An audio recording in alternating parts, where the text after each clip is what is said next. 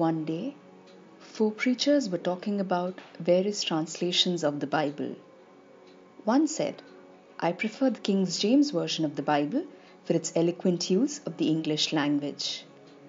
Another preacher said, "No Bible could match the New American Standard for its faithfulness to the original Greek and Hebrew text." The third said, "I prefer the New International Version for its contemporary language and easy readability."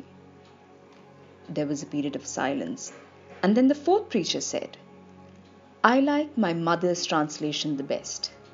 It was with some surprise that the others said, "We didn't know that your mother had translated the Bible." "Yes, she did," the fourth preacher replied. "She translated it into her daily life, and it was through her translation that I came to faith."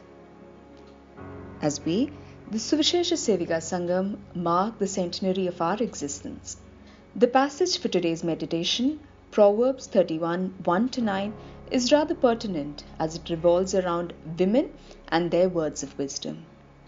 The biblical passage is about a king and the advice he receives from his mother. Proverbs 31, 1-9. The sayings of King Lemuel, an inspired utterance his mother taught him.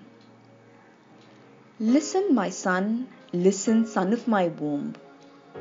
Listen, my son, the answer to my prayers. Do not spend your strength on women, your vigor on those who ruin kings."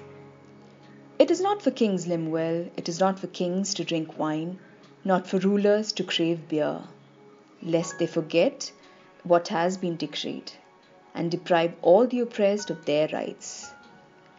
Let beer be for those who are perishing, and wine for those who are in anguish. Let them drink and forget their poverty, and remember their misery no more. Speak up for those who cannot speak for themselves, for the rights of all who are destitute. Speak up and judge fairly. Defend the rights of the poor and needy. This passage can be divided into three brief sections, the first being caution, second warning, and third guidance. The books of Proverbs, Job, and Ecclesiastes are classified by scholars as wisdom literature. In Proverbs, the concept of wisdom is personified as a woman. In Hebrew, wisdom is a grammatically feminine noun. Mothers have time and again been regarded as universal advisors, and three aspects of a mother's advice mentioned in this passage hold relevance at all times for us. The first advice of the mother warns each of us of our luxuriant, corrupt, and decadent lifestyle that destroys our mind, body, and spirit. The second piece of advice is found in Proverbs 31, 4-7.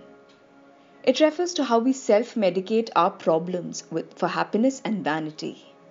However, it leads to the contrary, misery and purposelessness. This is a wise command, but one that is seldom heeded. The third advice refers to our stand towards our fellow beings. Every leader wishes to be seen as defending the cause of their people, but in reality, most of them plead the cause of elites. Elites do not need rulers to speak on their behalf. They have their own power. Rather, it is the needy and speechless, those who do not have a voice in the corridors of power, nor can afford those to speak on their behalf, that require our support. And this support cannot merely be lip service, but it needs to stem from empathy. A question we must seek an answer for is, where do we stand in our walk for Christianity?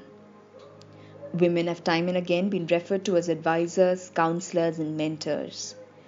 Let us continue to invoke the blessings of God to stay strong in our faith and help our fellow beings in this walk of faith.